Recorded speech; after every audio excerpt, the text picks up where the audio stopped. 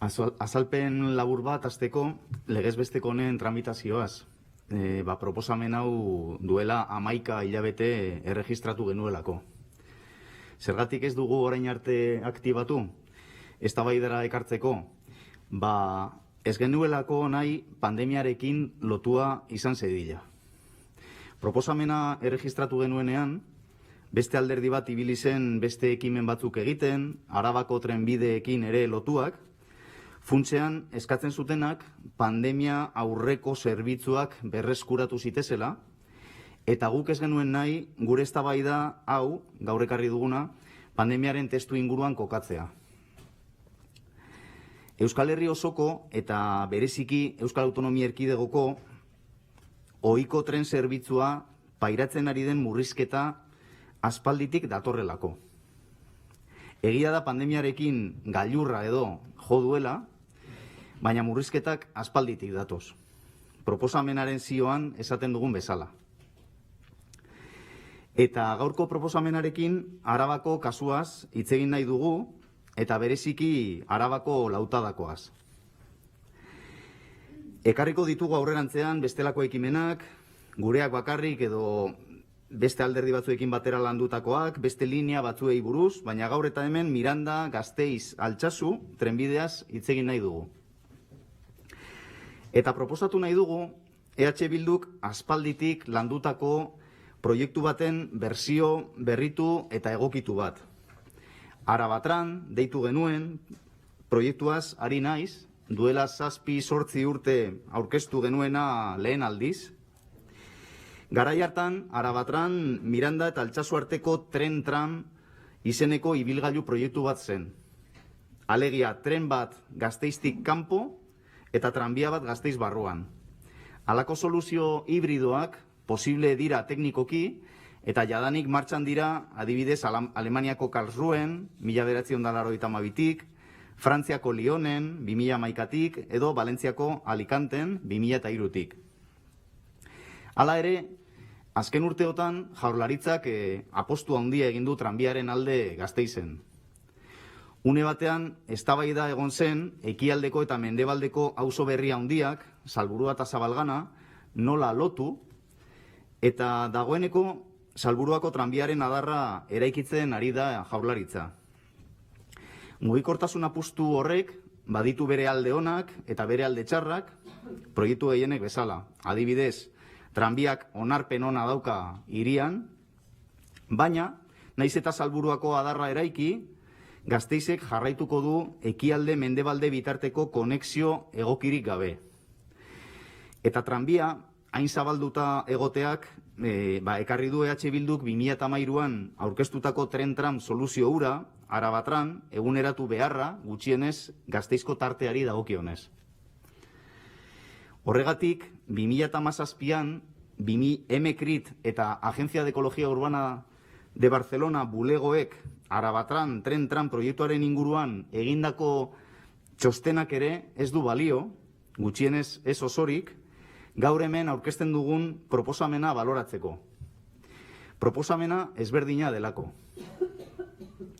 Gainera txosten horrek ez du jasotzen Arabako lautadako autobus bidezko garraio zerbitzuak pairatu duen gainbehera, erabatekoa.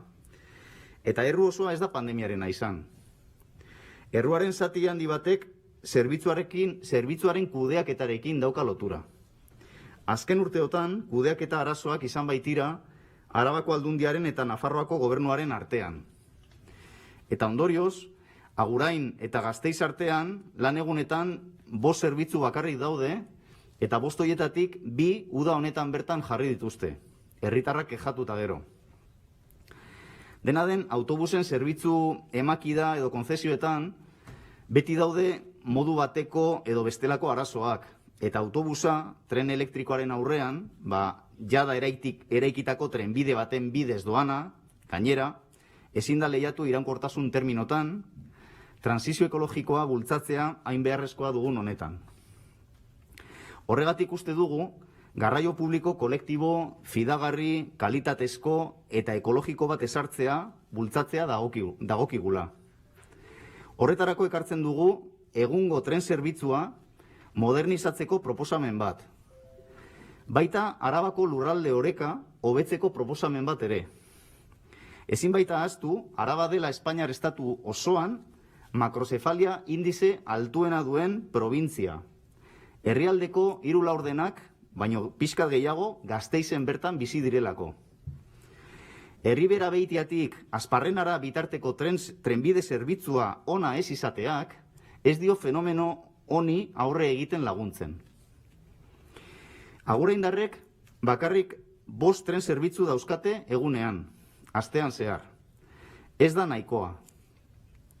Renferen zerbitzu eskas horrek ez du lurraldea kohesionatzen, eta ibilgailu pribatuen erabilera bultzatzen du ondorioz. Ainanak, Gasteizek eta Lautadak aldiriko tren zerbitzu bat behar dute. Izan ere, Gasteiz da Euskal Autonomia Erkidegoko 3 hiriburuetan aldiriko tren zerbitzurik ez daukan bakarra.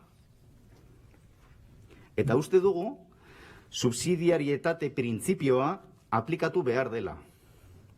Lurralde antolamenduan beti egin behar den bezala. Alegia, tren zerbitzu bat eskaini behar bada Araban, ez dauka zentzurik haren inguruko kontu guztiak Madrilen erabakiak izan daitezela. Zerbitzua eskaintzen den tokitik gertuago, hobeto kudeatzen delako ia beti. Eta hemen egiten dugun proposamena erabat egingarria da. Trenbideen eskumenen transferentzia garrantzitsua da, eta jarraituko dugu aldarrikatzen. Bide batez, ostiralean bertan berriz ere iragarri diren trenbide transferentzien artean ez dago hau, ez dago Miranda Altsasu, ez delako aldiriko zerbitzu bat. Baina proposamen hau dena den ez doa horretaz. Proposamen zehatz honen bidez ez dugu eskatzen trenen eskumena transferitzea. Eskatzen duguna ez da Adifek kudeatzen duen azpiegitura Jaurlaritzaren eskuetara pasatzea.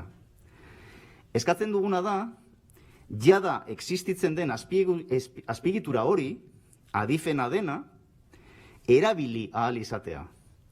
Gure tren enpresa publikoak bertan operatu ahal izatea.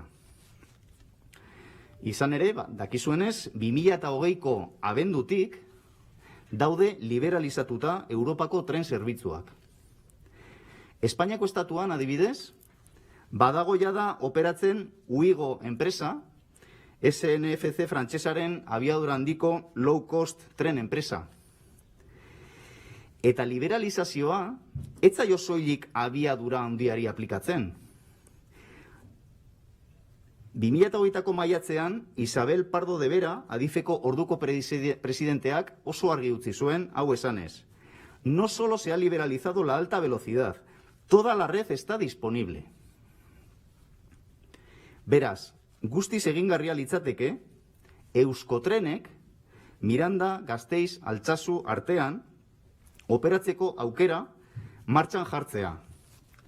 Falta den gauza bakarra ekimen politikoa da. Horregatik, hauek dira proposatzen ditugun 2 puntuak. Legebiltzarrak eskatu diezaiola Jaurlaritzari 2 ekimen hauek. Lehenengoa, Miranda Gasteiz Altsasu artean, Euskotrenen tren zerbitzua legealdi honetan ezartzeko pausuak lehenbaileen abiatu ditzala. Eta bigarrena, azter dezala korridore horretan, Euskotrenek erabiltzeko apeadero berriak ezartzeko aukera eta beharra, aipatzen ditugu bereziki Gasteizko Mercedes lantegiaren inguruan, Zabalganan eta Salburua auzoetan. Eta hori noski, bateragarria litzateke, Renfek Gasteiztik kanpo erabilerarik gabe aspaldi eta nahita utzitako apeadero batzuk ere berreskuratzearekin. Oreitiako, Ezkerekotxako edo Eginoko apeaderoak berreskura litezke, baita Sakanako Ziordiakoa eta Olastikoa ere. Geldialdi fakultatiboak edo eskaintzapean ezarriz. Eta lurralde mailako beste apeadero berri batzuen ezarpena ere aztertu beharko litzateke. Proposamenean aipatutako Mercedeskoa, Zabalganakoa eta Salburua Arkaiatekoaz gain, Bereziki Miranda Altsasu korridore horretan, uste dugu industrialdeetan ezar litezkela apeadero berri hoiek. Zubilabiden, Langraitzen, Jundizko ipar-mendebaldean, bertan gaur egun dagoen geltokia soilik merkantzietarako erabiltzen baita, edo Aguraingo Galtzar industrialdean. Renfe ez dago prest zerbitzu horiek emateko. Euskotrenek eman litzake, eta gure ustez eman beharko lituzke. Interes soziala badago. Orain da unea ikusteko ea interes politikoa ere ote dagoen. Arazoa gure ustez ez da ez teknikoa, ez da legala ere. Politikoa da. Ea adosten dugun proiektu interesgarri honi bide ematea.